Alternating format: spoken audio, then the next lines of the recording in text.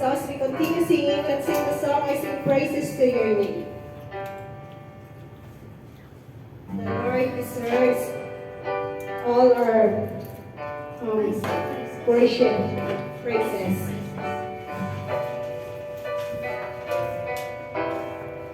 This thing alone deserves the glory.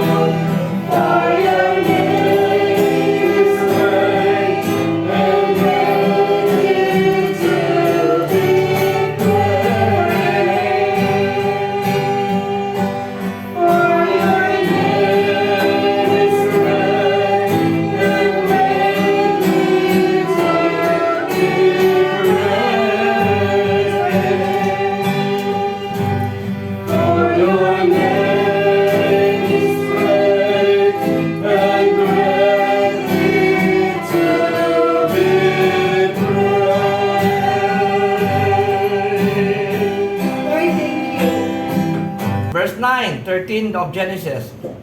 Is not the whole land before thee separate thyself, I pray thee from me. If thou wilt take the left hand, then I will go to the right.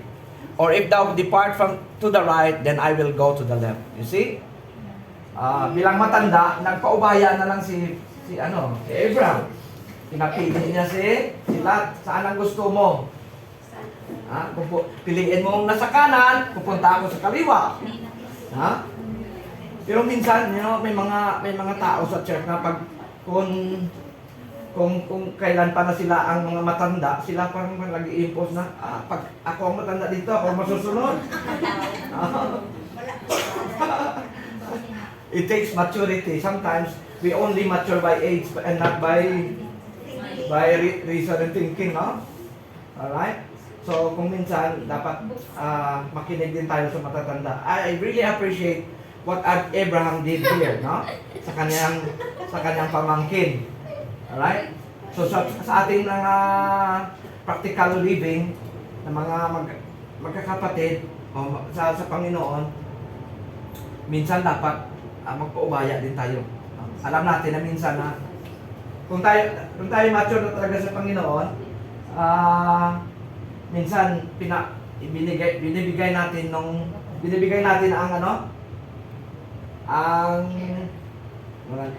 sa ilong sa Tagalog ni? Winning arguments. Yes, of course.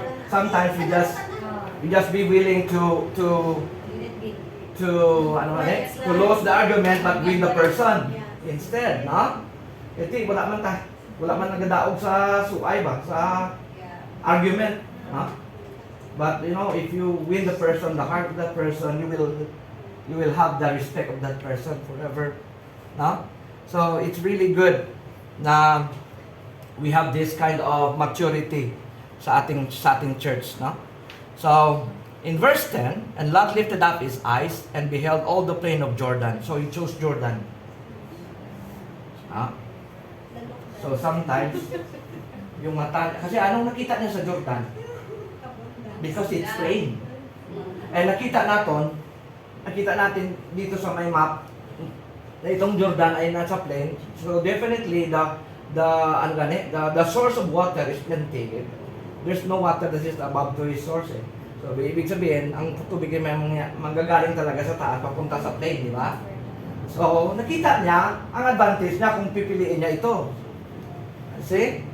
So that's why na minsan you cannot trust your eyes. Minsan, I don't know what's the reason in the first place why you are here. 5 years, 10 years ago, what did you see that have caused you to come to Hong Kong? For a greener pasture, right? Pero it's not a surprise na dinala ka talaga ng Panginoon dito at dito mo talaga na nakita ang mas malalim na rason kung bakit inalaw ng Panginoon na nandito ka.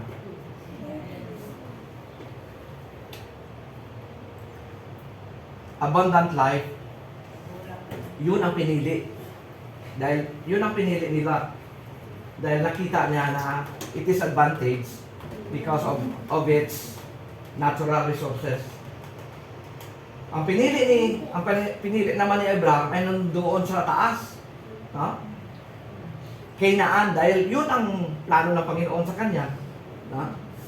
Pero it turned out, in the latter part of our text, na ang abundant life na pinupurso nila ay naging dahilan ng kanyang kapamakan. Kung bakit nagkaroon siya ng mas maraming pera pa, no? Nagiging yumaman pa siya, ay nagkagulo na naman dahil yung lugar na yan malapit sa Sodom. No? So that Sodom is actually, the Bible says, sa text natin kanina, exceedingly sinful. Okay? In verse number 13, but the men of Sodom were wicked and sinners before the Lord exceedingly. Minsan, kung kailan pa na pinupuno ng Panginoon yung kaban mo, o dinalamihan ng Panginoon yung mga acquisition mo sa buhay, kung minsan napapasama ka pa. So, to make the long story short, sa mata ng mga tao, naging mayaman talaga siya, pero the long run, lumayo siya sa Panginoon, at the judgment of the Lord came to the place. At yun niya, ang asawa niya naging pillar ng salt. Alright. So what does it mean to say we should walk by or live by faith and not by sight? What does it mean?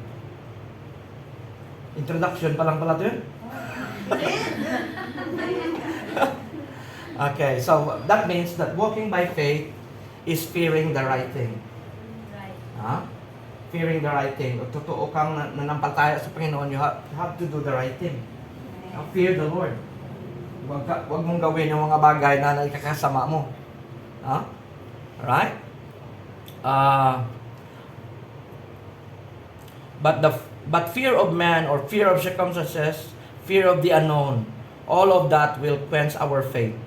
Perhaps sometimes you are a fearful person. Sometimes may mga iniisip ka na kailan kaya, sino kaya ang magiging future ko? O asawa ko? Ano kaya kung uwi na lang ako? There are some uncertainties, no, sa ating mga buhay. But we need to walk by faith. And walk by faith is fearing God. That means to say, when you fear God, you have all the respect for God. Huwag mo ngayaan na ang sirain ng buhay mo. Sa So you have to fear God and nothing else. Number 2, walking by faith is like laying up treasure in heaven. It's not bad to acquire these things. Yung mga pinapangarap mong bahay o negosyo, walang masama doon. Pero what about your life being a Christian? Are you doing something or laying something treasure that hands or moths or rust cannot kill or cannot break? The point is very extremely important sa ating mga mananampalataya. Okay? So sa Hebrews chapter 11, doon na may mention yung mga sinasabi nating mga heroes of faith. Kasama na din doon si Sarah bilang asawa. Sa kanilang buhay bilang mag-asawa, ang Panginoon ay gumawa na talaga ng himala. Yung pagkaroon ng anak sa kanilang past age na nga no? Kung sa expired na, pero pwede pa rin. Pero aside from that, hindi lang yun ang magkaroon sila ng anak, ng isang anak na ni Isaac. Kung di, sabi ng Panginoon, yung magiging anak nyo ay maging katulad ng number ng buhangin sa shoreline. No? See? Imagine? That's why he was called the Father of Nations. Okay? So, may partida pa. Grabe ang Panginoon talaga mag-ano, no? Alright? So, they believe that God rewards those who diligently seek Him. These are the heroes of faith. Okay? So, they invested their lives and fully expecting to reap dividends in heaven. Okay, what else? Walking by faith is not giving up. Okay? When your walking gets tough. Ibig sabihin, sa ating pag-serve sa Panginoon, sometimes yung ating dinaranas ay hindi basta-basta lang. It's very tough. Okay? In verse 13 ng ating binasa kanina, sa Hebrews chapter 11, sabi pa doon, these people all died in faith. They had their faith right up until the very end. And it wasn't because they didn't have opportunities to pursue a different life course. Okay? So, kung ibalik natin sa kay Abraham, supposedly, sana nung nagkaroon sila ng conflict nila, diba? Sabi niya, sana uwi na lang ako sa Ur. Hindi ko na pagpatuloy ito. Ha? O sa kay Noah, when he was building the ark, maraming kumutya sa kanya, di ba? Sabi niya, bakit ka mag-build ng ark doon pa sa taas ng bundok? 120 years, he never stopped preaching that the Lord will bring rain. Huh? So it happened, right? So sometimes our going or our serving gets tough. Just like what we had experienced for 3 years, no? Really hard. Kagabi nag-usap kami ni Mrs. Would you imagine na for the span of 3 years, nandun na kami sa Pilipinas, walang pumapasok na pera, tapos mayroon naman kami na, di ba, for the 18 or 15 years na nag-work kami sa China, mayroon kami din na nabili na condo unit. Pero hindi na namin nabayaran dahil wala na kaming trabaho din.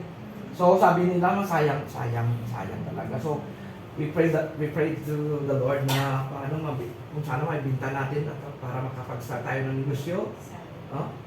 Tagal-tagal. Yung mga kapatid ko na may kakayanan sa buhay din, binibinta namin sa kanila. Pero hindi naman nila kailangan dahil marami na rin sila ng ganun. So, we just pray to the Lord. You know, the Lord really worked miracle na yung nakabili ng naipundar naming condo unit na yon, kasama namin sa church.